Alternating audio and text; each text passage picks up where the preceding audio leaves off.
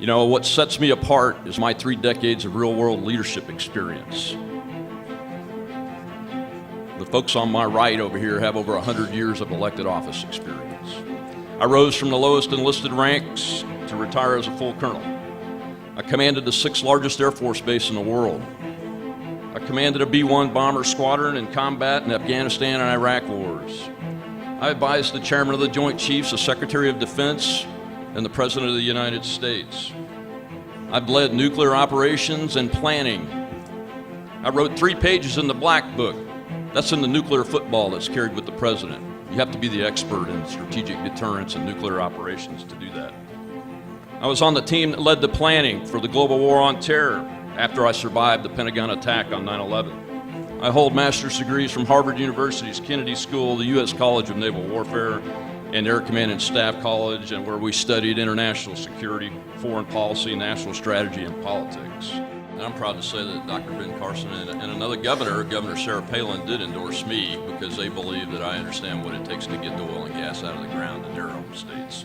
And I understand it here. Oil and gas are the lungs that breathe life into Louisiana. And right now, guess who's trying to suffocate us? The federal government.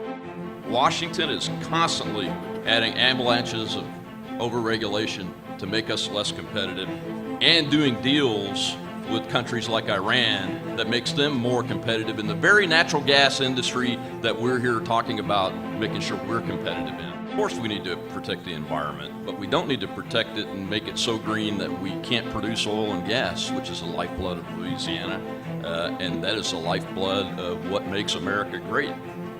Louisiana's environment and our oil and gas industries would be much better off if Louisiana controlled and was dictating environmental policy, not the federal government. Look, the politicians up here, a couple of them are doctors, so I know that they're only treating the symptoms, not the diseases.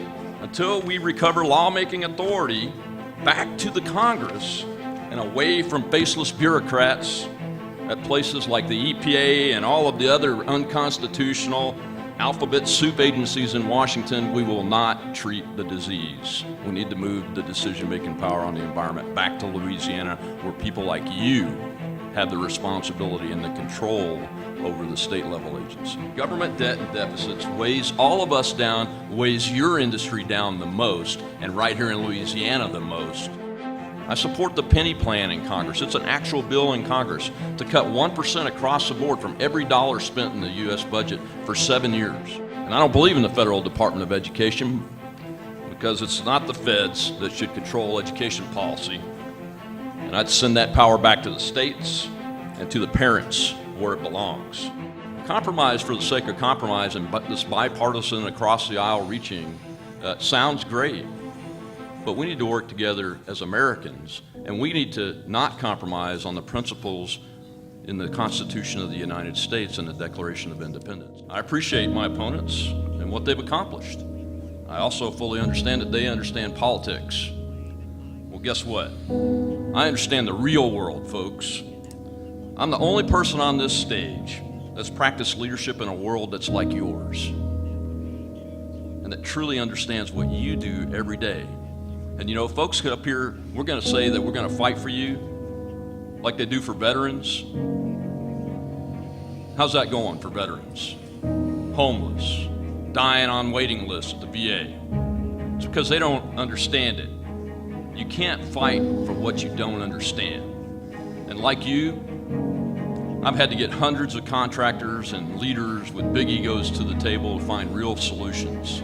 And I've got a successful documented record of doing that in the United States government. And I can do that for you in the United States Senate. I'll make you one promise, and that I'll do what I say I'm going to do on this campaign trail when I get to Washington, D.C.